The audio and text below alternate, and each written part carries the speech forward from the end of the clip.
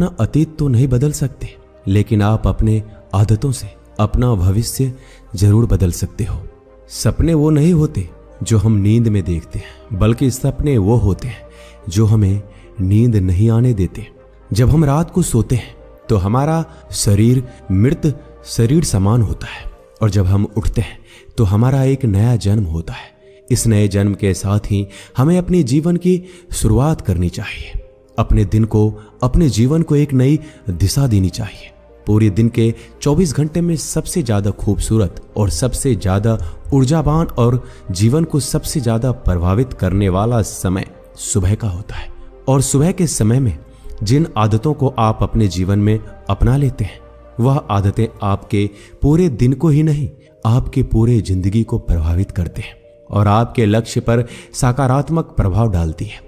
जीवन में आपकी सफलता और असफलता में सुबह की आदतों का महत्वपूर्ण योगदान होता है। दोस्तों, आज मैं आपको सुबह की ऐसी आदतों के बारे में बताऊंगा जिन्हें आप जानते हैं, लेकिन हम इन आदतों को आज के जीवन में भूलते जा रहे हैं।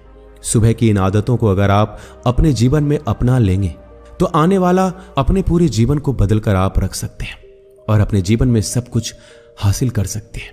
आपकी अभी की आदतें आपके भविष्य का निर्माण करती है। एक बार की बात है, महात्मा बुद्ध अपने सभी शिष्यों को आश्रम में उपदेश दे रहे थे। वह अपने शिष्यों को सुबह में अपनाई जाने वाली आदतों के बारे में बता रहे थे। वो उनको बता रहे थे कि किस प्रकार की आदतें अपनाकर अपने हर दिन और पूरे जीवन को बेहतर बना सकते हैं। फिर गौतम बुद्ध अपने शिष्यों से कहते हैं कि हमें जल्दी यानी सूर्य के किरणों के साथ ही उठ जाना चाहिए। जब सूर्य की किरणें निकलती है तो वह किरणें पूरे प्रकृति को ऊर्जा प्रदान करती है और हमें भी उस ऊर्जा का लाभ लेना चाहिए। जो व्यक्ति देर से उठता है वह सूर्य की ऊर्जा को ग्रहण नहीं कर पाता और पूरे दिन नीरस रहता है। उसका पूरा दिन आलस्य से भरा रहता है। फिर महात्मा बुद्ध सुबह की पहली आदत के बारे में बताते हुए अपने शिष्यों से कहते हैं कि चाहे हमारा कल कैसा भी बीता हो, लेकिन हमें आज की शुरुआत सकारात्मक विचारों के साथ ही करना चाहिए। हमें सुबह उठते ही सभी के लिए आभार प्रकट करना चाहिए।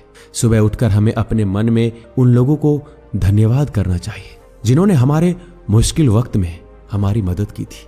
जिन लोगों ने हमारे साथ बुरा किया है उन लोगों का भी अच्छा हो, ऐसा हमें सोचना चाहिए। हमें उस परम पिता परमेश्वर का धन्यवाद देना चाहिए जिन्होंने हमें स्वस्थ शरीर प्रदान किया है। हमारे अंदर किसी भी प्रकार की कोई कमी नहीं रखी। हम स्वयं चल सकते हैं, बोल सकते हैं, सुन सकते हैं, इस प्रकृति की सुंदरता को देख सकते हैं, चिड़ियों की चहचहाने की आवाज को सुन सकते हैं, नदियों की बहने की आवाज को सुन सकते हैं। बहुत से लोगों ने तो यह सब देखा भी नहीं होगा जो हम देख सकते हैं, सुन सकते हैं, क्योंकि उनकी आंखें नहीं हैं। कुछ लोगों ने इसे सुना नहीं होगा क्योंकि वह अपने कान से सुन नहीं सकते। बहुत से लोग तो चल भी नहीं पाते क्योंकि उनके पैर नहीं हैं। हमें परमात्मा का आभार प्रकट करना चाहिए क्योंकि उन्होंने हमें इस काबिल बनाया है। हम अपना काम स्वयं कर सकते हैं और किसी और पर हमें निर्भर रहना नहीं पड़ता। जबकि बहुत से लोगों को चलने के लिए भी दूसरों का सहारा लेना पड़ता है, वह दूसरों के ऊपर निर्भर रहते हैं। हमें इस प्रकृति को, अपने आसपास की चीजों का धन्यवाद करना चाहिए जो हमारे जीवन को इतना सुंदर बनाते हैं। यह रंग बिरंगे फूल जो हमें खुशबू प्रदान करते हैं, वह नदी जो हमें पीने का पानी उपलब्ध कराती है, यह पेड़ पौधे, शुद्ध हवा, वो फल हमें प्रकृति से ही प्राप्त होते हैं।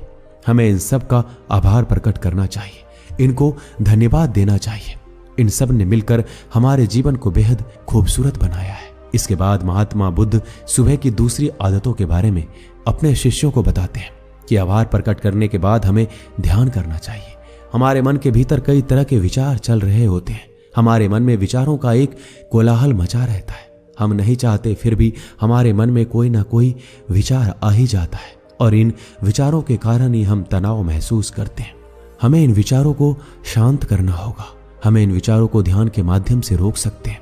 इसके लिए हमें एक जगह बैठ जाना है और अपनी आती जाती सांसों पर ध्यान लगाना है। हमें इस बात का ध्यान रखना है कि हम किस नाक से सांस ले रहे हैं और किस नाक से सांस छोड़ रहे हैं। शरीर के कौन कौन से अंगों से हमारी सांसें टकरा रही है। जब हम अपना पूरा ध्यान अपनी सांसों पर लगाते हैं तब हमारा मन एक जगह केंद्रित हो जाता है और भटकना बंद कर देता है। और जब हमारा मन एक जगह केंद्रित हो जाता है तब हमारे मन को नई ऊर्जा प्राप्त होती है और वही ऊर्जा हमारे पूरे दिन को उत्साह से भर देती है और एक खुशी प्रदान करती है। ध्यान करने से हमारा दिमाग स्वस्थ हो जाता है, हमारे मन के सारे विचार खत्म हो जाते हैं और दिन में जब भी हम कोई कार्य करने वाले होते हैं तो उसके लिए हमें निर्णय लेने में बड़ी आसानी होती है और हम सही स्पष्ट फैसले ले पाते हैं और अपने काम को पूरी लगन के साथ पूरा करते हैं। हमारा पूरा दिन तनाव मुक्त रहता है, जिससे हम अपने अंदर एक अजीब सी खुशबू का अनुभव करते हैं और हम पूरे दिन प्रसन्न रहते हैं।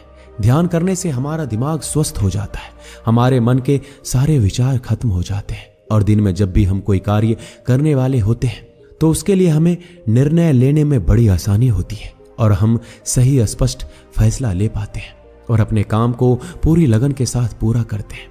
हमारा पूरा दिन तनाव मुक्त रहता है, जिससे हम अपने अंदर एक अजीब सी खुशबू का अनुभव करते हैं और हम पूरे दिन प्रसन्न रहते हैं।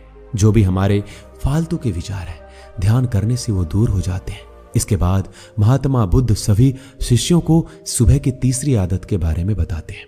सुबह आभार प्रकट करने के बाद, ध्यान के बाद हमें व्यायाम करना चाहिए। हमारे शरीर के लिए जितना जरूरी भोजन और पानी है, उतना ही जरूरी सुबह का व्यायाम भी है। व्यायाम से हमारा शरीर स्वस्थ और तंदुरुस्त रहता है और एक तंदुरुस्त शरीर में अच्छे मन का वास होता है। व्यायाम करने से हमारे सभी अंग सुचारू रूप से काम करते हैं और हमें पूरे दिन के लिए ऊर्जा प्रदान करते हैं, हमें कार्य करने की शक्ति प्रदान करते हैं, जिससे हम अपने सभी कार्यों को समय पर पूरा कर पाते हैं। व्यायाम करने से हमारा शरीर निरोगी रहता है, हमें किसी भी प्रकार का कोई रोग नहीं होता। हमारे पास चाहे कितना भी धन दौलत हो, बहुत सारे सुख सुविधाएं क्यों ना हो, अगर हमारा शरीर स्वस्थ नहीं होगा तो हम किसी भी सुख सुविधा का आनंद नहीं ले पाएंगे। अगर हमारा शरीर किसी रोग से ग्रस्त हो जाए तो उसे यह धन दौलत भी पूरी तरह से ठीक नहीं कर पाती। स्वस्थ शरीर सुखी जीवन की निशानी है। जितना हम नियमित रूप से सुबह का व्यायाम करेंगे, उतना ही हमारा शरीर हमें सुख देगा और जितना हम इस शरीर को आराम देंगे, उतना ही हमें कष्ट प्रदान करेगा।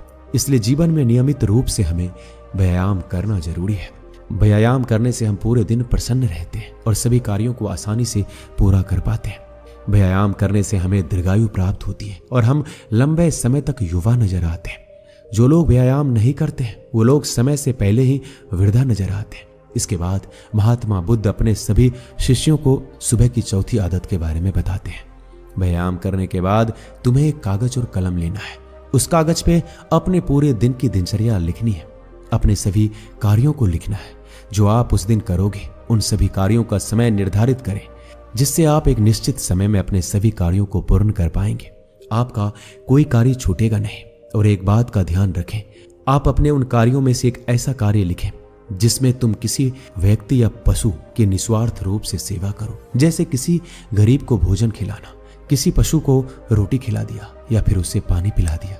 ऐसा करने से तुम्हें मन में शांति प्राप्ति होगी।